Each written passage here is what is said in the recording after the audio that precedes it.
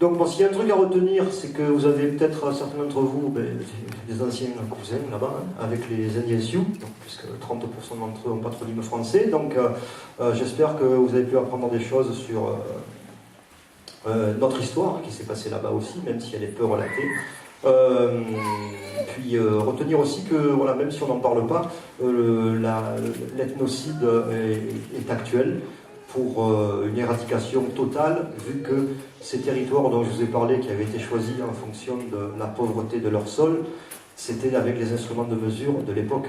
Aujourd'hui, sous leur sol, on a découvert de l'uranium, du pétrole, ce genre de choses. Donc vous vous doutez bien qu'on ne va pas en rester là. Donc, écoutez, j'attends vos questions. Ça me permettra peut-être d'aborder des points que j'ai oubliés, ne pouvant pas être exhaustifs, vu le temps qui m'est imparti. Oui. Est-ce que l'illustration de Mana fait quelque chose de différent des illustrations précédentes vis-à-vis des Indiens, en tant que lui-même faisant partie d'une ethnie considérée comme étant sous-race à l'époque? Le cinéaste américain. Non, la ligne de conduite est la même. Il faut savoir que chaque fois qu'il y a un effort de guerre qui est nécessaire chez les Américains, c'est d'abord le budget des Amérindiens qui est coupé. Donc Bush l'avait déjà coupé en deux, Obama a pris un gord dans la caisse. Donc, mais voilà, c'est simplement le squelette dans le placard, les Amérindiens. Est-ce qu'ils ont une démographie plutôt obèse ou quand même depuis le début du siècle, c'est en hausse en fait. Ouais, c'est quand même en hausse, parce qu'il y a quand même la culture d'avoir beaucoup d'enfants. Et comme je vous l'ai expliqué au début, comme c'est un système de société complètement circulaire, à partir du moment où, parce que bon, c'est vraiment la désolation sur la réserve, l'espérance de vie est de 44 ans. Mais dès qu'il y a un enfant qui perd ses parents, ou ses parents vont en prison, ou se suicide, ou meurt d'une quelconque maladie, il est immédiatement récupéré par des membres de la famille ou d'autres personnes, pour éviter qu'il soit récupéré après par le système fédéral et placé n'importe où. Donc d'ailleurs, il y a un truc qui m'avait surpris, mais dans des villes comme Rapid City, dans le Dakota du Sud, une Amérindienne qui met au monde un enfant, mais qui ne peut pas subvenir à ses moyens, si elle a envie de le vendre à une famille, je veux dire, les papiers sont faits en quelques heures. Ouais. Oui. Est-ce qu'il y a encore des sorciers et que reste-t-il de la vie spirituelle? C'est encore vivant? Absolument. Alors, bon, bien sûr, il y a les medicine men. Bon, l'été, il y a beaucoup de cérémonies, c'est vrai. Il y a la danse du soleil, qui est la cérémonie la plus importante. Mais oui, en effet, il y a toujours des traditionnels. D'ailleurs, la plupart des gens se sortent de l'alcool par la tradition. Et phénomène intéressant, quand je vous parlais tout à l'heure du système judiciaire, je vous donne un chiffre, c'est que les Indiens Lakota représentent 8% de la population du Lakota, mais 40% de la population carcérale. Et c'est souvent à l'intérieur de la prison que les jeunes découvrent leur culture et leur tradition, parce que la plupart d'entre eux ne sont absolument pas au courant. Mais une fois en prison, ils se tournent vers les anciens, parce qu'en prison, pour survivre, il y a une nécessité complètement vitale de trouver une identité, en fait. Et c'est pour ça que la plupart des jeunes retrouvent leur culture une fois en prison. Bon, vous dire qu'ils la gardent une fois dehors, ça, c'est pas sûr, mais certains, oui. En tout cas, tous les gens qui se sont sortis de l'alcool ou de ce genre de choses l'ont fait par la tradition. Le medicine man que je connais personnellement, lui, à l'époque des boarding schools, sa famille, elle a toujours caché. Il habite dans un coin de la réserve qu'on m'a fait visiter, où la vallée est surplombée par une falaise. Et en fait, il y avait toujours un guetteur. Dès qu'il voyait les missionnaires, les robes noires, arriver, il prévenait tout le monde et tout le monde allait se planquer. Ce qui fait que Royston, aujourd'hui, ne parle même pas anglais. Donc, mais ils sont très rares. Mais voilà, la tradition est très vivante et elle est présente tous les jours. C'est d'ailleurs un des aspects complètement décalés de la réserve. Surtout l'été, quand vous sortez d'une cérémonie comme la danse du soleil, où vous êtes projeté des siècles en arrière, et bon, vous conduisez 5 minutes et vous vous retrouvez au milieu de carcasses de voitures ou de trucs. C'est vraiment, ça donne un aspect décalé. Mais oui, c'est vivant, c'est la seule raison pour laquelle ils sont encore vivants, je pense. Oui? Je suis sûr qu'il y en a d'autres. Ouais. Ouais. Dans la musique? Oui, alors, c'est vrai que j'ai oublié de le dire. Dans le chant, elle fait l'octave au-dessus. Ouais, non, il y a des chants qui sont faits par les femmes. Il y a des femmes qui sont medicine woman aussi. Et sinon, dans les chants, dans les cérémonies intertribales, ce que je vous ai fait écouter sur cassette, en fait, quand ça monte en intensité, elles attaquent souvent le deuxième refrain pour appuyer encore l'intensité un octave au-dessus. Bon, vous avez vu déjà la hauteur que c'était les hommes. Donc vous imaginez quand il y a des femmes qui rentrent, je veux dire, c'est une charge.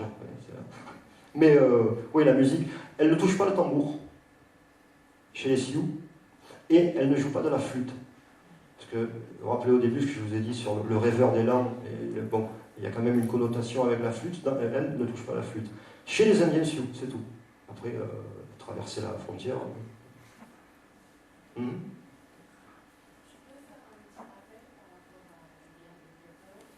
Ah, c'est vrai, oui, justement, il y a la Web TV qui m'a demandé tout à l'heure. Ça m'a fait plaisir, ouais. D'accord.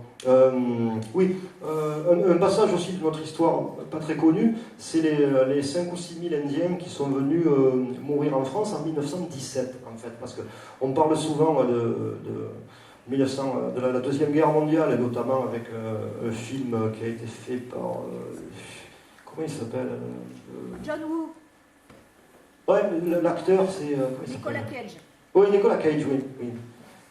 Bon, je ne vais peut-être pas te faire plaisir, mais c'est vrai que le film est un peu un navet, puisqu'il y a toujours l'histoire du vieil Indien qui est sage, du jeune qui est fougueux, de l'Américain qui est raciste et qui, à la fin, se dit non, mais peut-être que l'Indien, c'était pas aussi mal.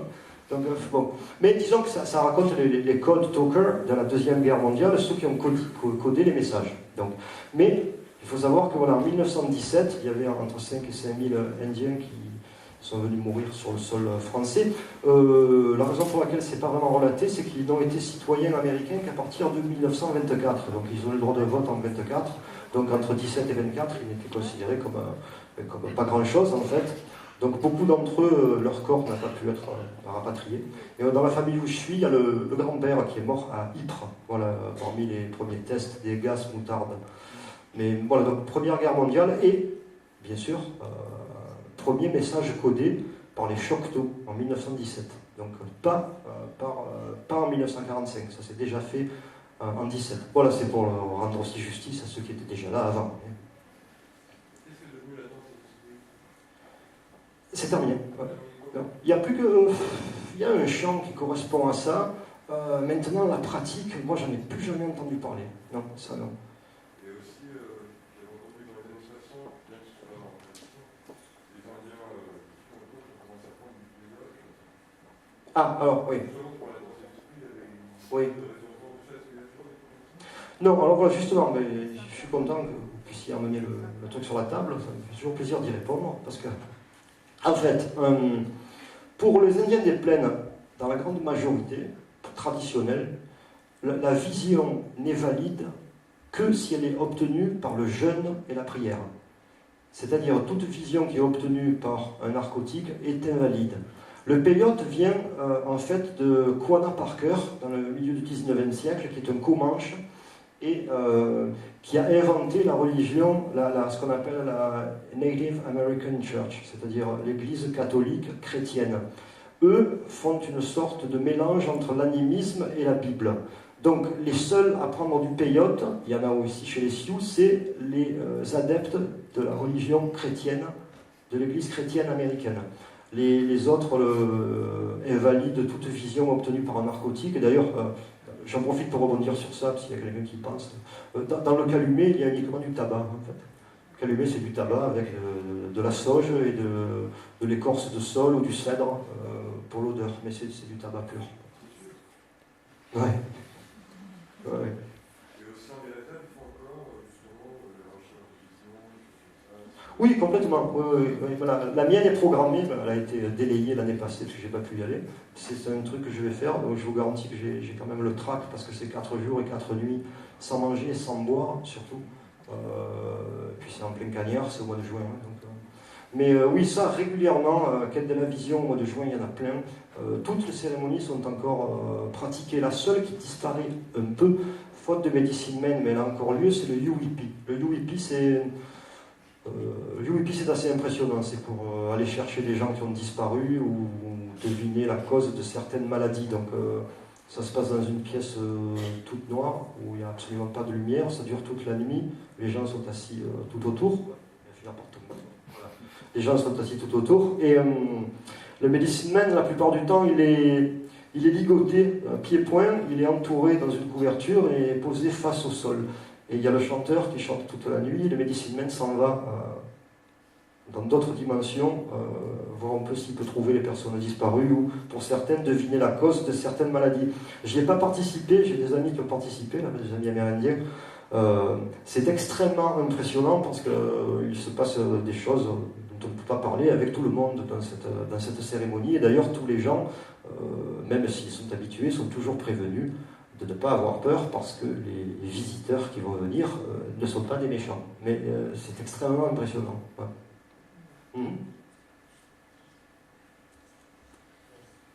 Est-ce que ta musique est connue de ta tribu et appréciée Oui, alors oui, elle est connue par mon frère adoptif donc, qui est en prison et les prisonniers. Elle est très appréciée, et aussi, oui, par des membres de la famille et de la réserve. Oui, bien entendu, parce que je me rappelle sur Internet, j'avais beaucoup de commentaires aussi de tribus complètement différentes, comme les Apaches, les Cheyennes, qui me disaient oui, mais chez nous aussi c'est ça. Mais sinon, oui, en général, voilà, c'est assez apprécié. Donc bon, je ne suis pas vraiment connu, donc voilà. Mais oui, si j'avais la possibilité de faire des concerts sur les réserves, oui, là, il n'y a pas de souci. D'ailleurs, il y en a un qui va être bientôt programmé. Parce qu'à force d'aller là-bas et de connaître un peu tout le monde, je vais sans doute avoir la possibilité de faire un concert donc avec cette formule à la prison de Springfield, où se trouve mon ami. C'est devant 1 millier de prisonniers Sioux. Donc j'ai discuté avec la responsable de la sécurité en lui expliquant, en lui demandant s'il avait vraiment écouté les paroles et ce que je racontais entre les morceaux, parce que moi je veux bien créer une émeute à partir du moment où c'est filmé.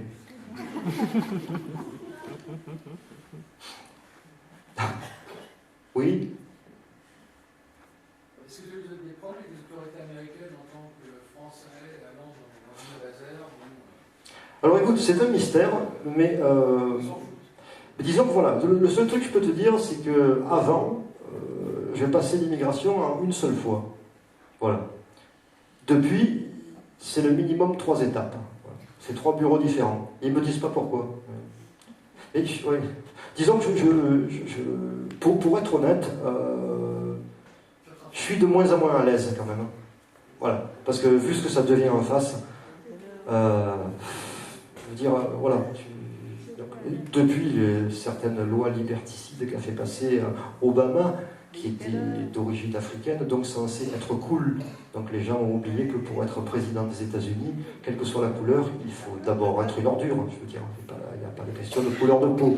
Donc depuis Obama et l'histoire de la possibilité pour l'armée américaine d'intervenir sur son propre territoire, c'est-à-dire sans aucune règle et aucun droit à la personne, je ne fais pas de paranoïa, mais je ne suis pas à l'aise. C'est normal. Ouais. Français. Je vais t'emmener chez toi. Tiens, français. Ouais. Ouais. Ça c'est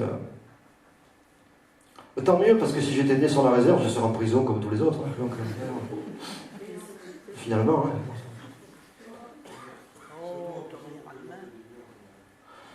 hein.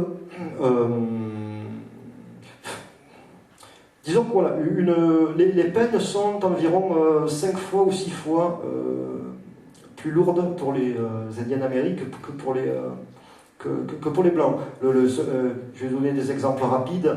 Moi, j'en ai rencontré qui avaient pris perpétuité parce qu'ils avaient provoqué la mort d'une personne parce qu'ils étaient en état d'ivresse dans la voiture. Voilà. Après, la même année, vous avez eu le gouverneur du Dakota qui a pris 5 semaines avec sursis pour avoir tué un motard dans les mêmes conditions. Donc j'ai vu des gens qui avaient pris 10 ans pour 3 chèques en bois, parce qu'il y a aussi la règle des 3 coups dans le Dakota. Et c'est la raison pour laquelle voilà, ils sont tous en prison. Je vais... ouais, c'est important. En 2 mots, je vais vous résumer un truc parce que c'est important que vous le sachiez.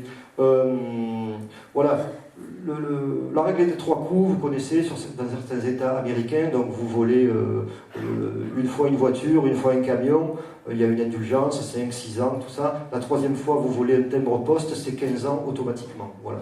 Donc ça, c'est la règle des 3 coups. Ensuite, il y a la loi qu'on appelle en argot les wagons. Alors, la loi des wagons, comme le train.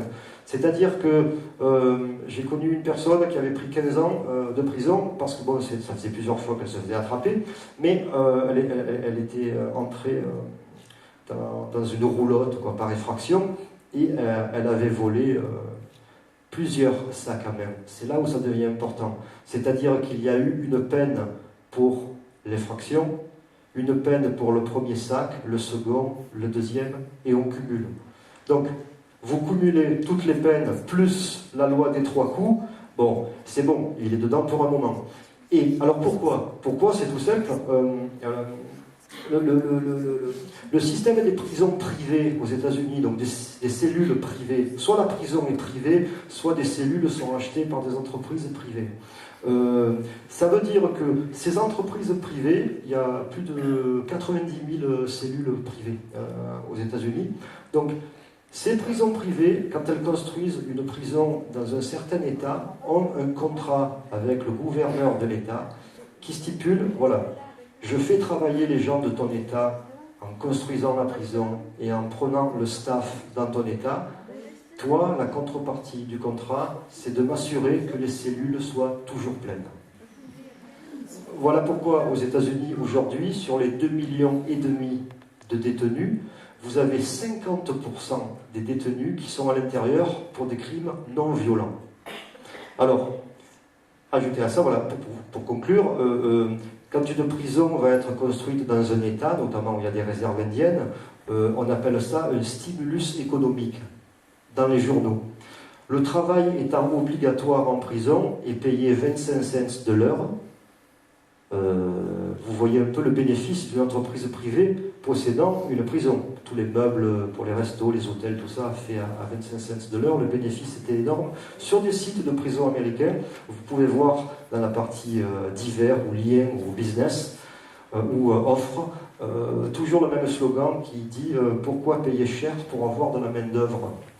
Voilà. Et pour finir sur les prisons privées, parce que ça part des Indiens, mais ça s'étend aussi. Comme bon, les États-Unis sont toujours très forts au niveau du business et prévoyants, il y a 2 ans, il y a une loi qui est passée aux États-Unis, comme quoi un immigré mexicain, un Mexicain qui franchissait la frontière d'une manière clandestine, ça devenait un délit pénal. Qu'est-ce qui s'est passé ? Immédiatement, tout le long de la frontière américaine, on a construit des prisons privées. Et ça fait marcher le truc. C'est tout. Donc, voilà pour... je ne sais pas si j'ai largement répondu, mais je suis parti dans tous les sens. Est-ce qu'il en reste une quelque part ? Oui. Est-ce qu'il y a des contacts entre des groupes opprimés, des groupes noirs, les Black Panthers à l'époque, et les Indiens ? Est-ce que ça reste une affaire entre blancs et Indiens ? Non, à ma connaissance, il n'y a pas de contact. Il y a eu un mouvement qui s'appelait l'American Indian Movement en 1973, qui a fait pas mal de bruit, qui avait occupé Alcatraz pendant 1 an, qui a occupé Wounded Knee, l'endroit du massacre, pendant 6 mois. Bon, ça a fini dans un bain de sang, mais par contre, pour ce groupe de dissidents, ce qui a été utilisé, c'est la technique John Edgar Hoover, ce qu'il a fait avec les Black Panthers et avec tout le monde. C'est simplement, il a infiltré des barbouzes à l'intérieur, et qui ont, bon voilà, après, moyennant quoi, quelques scandales financiers, de vente de drogue, tout ça, le groupe explose. Et aujourd'hui, l'American Indian Movement, c'est plein de petits groupuscules se réclamant de l'origine, en fait. Donc c'est la technique Hoover. Mais de contact avec les autres opprimés, non, c'est vraiment la lie de la société. C'est le squelette dans le placard, les Amérindiens. Donc c'est en dessous de tout. Il n'y a aucun acteur qui les représente. Ne me parlez pas de Johnny Depp. Il n'y a pas de sportif qui le représente et il n'y a pas de personnage célèbre qui le représente. Kevin Costner leur a rendu justice avec son documentaire qui s'appelle 500 Nations, qui était très bien fait. Par contre, quand il a tourné Danse avec les loups, il a cherché dans toutes les tribus une histoire où il y avait eu, je crois, qui ressemblait un peu à Danse avec les loups, c'est-à-dire un Américain qui s'était intégré à une tribu d'Indiens. Il n'en a trouvé absolument aucune. Ce que m'ont dit les Indiens Sioux, la famille avec qui je suis, c'est qu'ils m'ont dit, s'il avait cherché une histoire avec un Français, il en aurait trouvé des centaines. C'est pour ça que je vous disais la différence. Donc voilà, mais c'est vraiment le squelette dans le placard, ça n'existe pas. Même quand je suis dans le Dakota, à 100 km de la réserve, dans des villes comme Sioux Falls ou Rapid City, aujourd'hui, la dame qui est maintenant ma tante, qui a plus de 65 ans, je suis obligé de la cacher dans la voiture pour prendre une chambre de motel. Et oui, sinon il ne me la donne pas. La première fois que j'ai eu affaire à ça, je suis resté idiot. Oui. C'était dans un restaurant d'autoroute, parce qu'on va pas parler de restaurant aux États-Unis, hein, donc dans un truc sur l'autoroute qui vous vend du pain. Oui. Mais le serveur, j'étais avec deux amis que j'avais fait venir de France. Le serveur nous a débarrassé les assiettes et pas la sienne. Mais ce qui est extraordinaire, c'est que c'est même pas fait méchamment. Il ne l'a pas vu, il la voit pas. C'était 2004. Oui. Donc c'est vraiment, même dans l'état où il y a la réserve. Puis bon, si vous êtes dans un supermarché avec l'Indien, vous avez tous les vigiles qui vous suivent. Donc c'est assez spécial. Bon, dans les années 70, ils avaient tenté une campagne de stérilisation, hein, je veux dire. Toutes les femmes qui étaient rentrées, je ne sais plus si c'est 70, 71, ils avaient remarqué au bout d'un moment que voilà, sur toutes les femmes qui rentraient pour telle opération, pour chaque opération qui nécessitait une anesthésie totale, quand elles essayaient d'avoir un enfant plusieurs années après, elles n'arrivaient plus. C'est comme ça qu'ils avaient décelé le scandale de la stérilisation, qui n'a fait scandale qu'au sein de la tribu. Après, le reste, c'est pas venu au New York Times. Mais de quoi il peur? Je sais. Mais je veux dire, l'Américain est un être humain normal. Il a peur qu'on lui fasse ce que lui fait aux autres. C'est toujours comme ça. Donc c'est pour ça que c'est une paranoïa permanente. Donc voilà, c'est vraiment le... Oui, bon, il y en a des très bien, hein, je veux dire, attention. Il y a Noam Chomsky. Hein. Bon. Excusez-moi, parce que je n'ai pas très bien compris. Vous parliez de groupe, parce que m'est venu à l'esprit, je n'ai pas très bien compris les groupes dont vous parliez. Parce qu'aujourd'hui, il y a beaucoup de contacts artistiques à travers le monde. Oui, ça oui, voilà. Non, on parlait de groupes, d'activistes entreprimés, en fait. Ah oui. Ouais. Parce que justement, à ce sujet, il y a beaucoup de contacts artistiques, de chanteurs à travers le monde, et de choses. Oui, d'un point de vue culturel, oui. Maintenant, oui, ça c'est sûr. Maintenant, il y a des sujets qui ne s'abordent pas trop, parce que, je veux dire, ils risquent tellement sur la réserve, comme parler du système judiciaire, moi je peux le faire, oui. Je suis français ici, bon, eux ils en sont victimes, mais ils l'emmènent jamais vraiment sur la table, vous voyez, parce que c'est tellement vite fait là-bas. Bon, plus mal que les autres. Oui, plus mal que les autres. En fait, ils ont les travaux les plus bas. Tout ce qui est nettoyage, douche, cabinet, tout ça. Voilà, ouais, c'est traité. Ils sont un peu plus embêtés que les autres.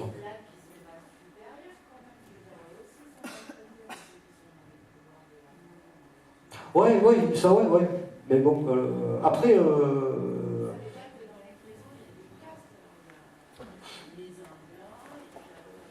Non, mais dans le Dakota, il n'y a pas de black. Moi, j'en ai vu 2 en prison, c'est tout. J'avais pas vu dehors. Mais non, c'est ça. Le Dakota, c'est considéré comme le Mississippi du Nord, par rapport aux Indiens. Ouais. D'ailleurs, l'argot pour un Indien, c'est nègre des prairies. Ouais, c'est poétique. Oui. Pour en revenir à la musique, oui. aujourd'hui, dans les nouvelles générations de âge, est-ce qu'il y a un rapport entre le rock et les Indiens? Il y a eu un groupe il y a très longtemps, peut-être que tu as entendu parler. Oui, Redbone, oui, c'est ça. Il y a Blackfire, c'est un groupe de Navajo. Mais là, j'en entends plus trop parler, ils font plus rien.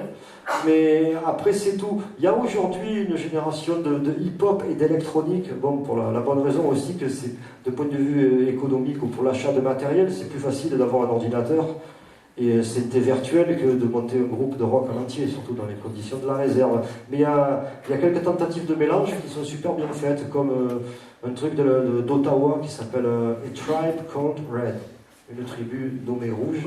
Ça, c'est techno, mélangé traditionnel. C'est bien fait. Bon. Oui, c'est vrai. Ouais. C'est vrai qu'avec Hendrix, il y avait Ah, John Trudell, oui. John Trudell est un personnage extraordinaire. Voilà. John Trudell, c'est... Ben d'ailleurs, il a bien payé. Ouais. Il a payé l'addition. John Trudell, justement, on parle de John Trudell, qui était un des fondateurs de l'American Indian Movement, de la base, qui est un activiste poète, en fait, qu'il est devenu pour survivre. Parce que John Trudell était un activiste connu, bon, parmi les plus véhéments, et il avait été prévenu par le FBI à plusieurs reprises de se calmer un peu. Et puis il y a eu une manifestation à Washington où ils ont brûlé des drapeaux américains, tout ça, enfin le truc de base, mais quand il est rentré sur sa réserve, en fait sa roulotte avait brûlé avec sa femme enceinte, ses 3 enfants et sa belle-mère. Donc il n'y a pas eu d'enquête. C'est le FBI qui lui a détruit la famille. Alors John Trudell, bon, il a passé des mois et des mois et des mois sur le siège de la voiture de son ami, à rester figé. Et un jour, il s'est mis à écrire des poèmes. Il a un coup de plume qui est magistral, il est extraordinaire dans les images. Il a commencé à écrire des poèmes et un ami qui passait par là, qui était guitariste de blues, lui a dit « Mais pourquoi tu déclames pas tes poèmes sur du blues ?» C'est comme ça que la partie musicale de John Trudell est arrivée. Et c'est un personnage extraordinaire qui représente un des dossiers les plus épais du FBI, puisque intitulé « Éloquent, donc dangereux ». John Trudell a ce truc, quand il commence à vous parler, eh bien vous ne décrochez plus. Voilà. Et il a une vision des choses qui est tout simplement logique. Et enfin, si vous parlez l'anglais, parce qu'il n'y a pas beaucoup de vidéos traduites, mais je vous conseille vraiment de regarder les vidéos de conférences ou d'interviews de John Trudell, parce que venant d'où il vient et ce qu'il a vécu, c'est vraiment, c'est un modèle. Honnêtement, c'est un modèle. Juste pour l'anecdote, et abordable, quand j'étais en tournage de documentaire, j'avais demandé par email s'il acceptait que je vienne le filmer si jamais j'avais besoin de certains trucs. C'est oui tout de suite. Il n'y a aucun problème. Donc, voilà, John Trudell. On a terminé. Allez, une dernière. La situation des Indiens au Canada est-elle meilleure que celle des États-Unis? Non, alors c'est exactement la même. J'ai vu que les Noirs étaient mieux, les Noirs préféraient vivre au Canada. Oui, ça ouais. Oui. Que aux États-Unis. Ouais, il y a un problème. J'en ai parlé aux Québécois, là, parce que j'y étais 2 mois. Et, c'est vrai qu'ils sont assez réticents. Et bon, le phénomène, je terminerai là-dessus, c'est que bon, le Québec, ok, il y a des tribus beaucoup mieux traitées. Il y a les Hurons qui sont, c'est même pas des réserves, c'est des lotissements, c'est ok. Je veux dire, ceux qui sont dans la misère totale, ce sont les anciens Iroquois à Montréal. Et au nord du Québec, là, il y a des conditions de vie abominables. Maintenant, dans toute la partie anglaise du Canada, les conditions de vie sont abominables et exactement les mêmes qu'aux USA. D'ailleurs, il y a un inspecteur de l'ONU au mois de novembre qui est venu faire un rapport. Alors, ça vous fait un peu rigoler parce qu'il n'a jamais fait de rapport sur les réserves américaines, mais là, il est venu faire son rapport sur les réserves canadiennes. Bon, il doit y avoir un truc politique derrière, bien entendu, mais ça fait rigoler de voir l'Américain, le représentant de l'ONU qui se fout du Canada, vous voyez, pour ça. Donc mais donc voilà, le souci du Québec, c'est que la mentalité du français, du Québécois, de souche française, est devenue la même que l'anglais.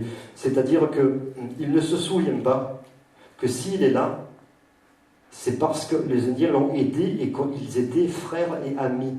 Donc il se comporte comme l'anglais. C'est un peu comme si j'avais expliqué ça à un Québécois, ça l'avait vexé, mais je m'en fous. Peu importe, si je ne peux plus vexer personne, alors on ne s'en sort plus. Mais j'y avais dit, tu vois, Tu mangeais à la même table que l'Indien, depuis des siècles. L'Anglais est arrivé, il vous a jeté tous les deux par terre, et toi, tu viens quand même grignoter à la table de l'Anglais et tu pousses l'Indien dans le coin. J'ai dit, mais tu es pire que tout. Je veux dire, c'est pas ton ennemi. Ça n'a jamais été ton ennemi. Lis ton livre d'histoire. Mais il y a quand même ce truc. Donc, depuis novembre, oui, j'essaye d'aller régulièrement mettre la merde au Québec. Ouais. C'est ça. Je vais réussir, hein, parce que je suis obstiné. Ouais. Bon.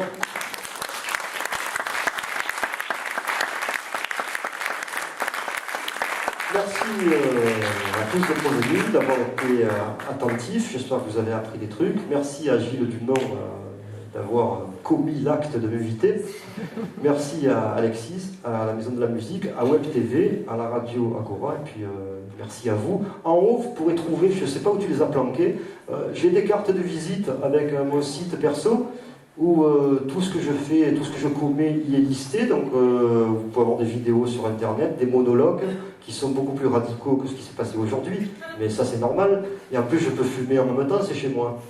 Mais donc vous pouvez prendre des cartes de visite, n'hésitez pas à me coûter un bras, donc ça sert à quelque chose. Et puis ben, on se voit là-haut. Merci encore, merci beaucoup.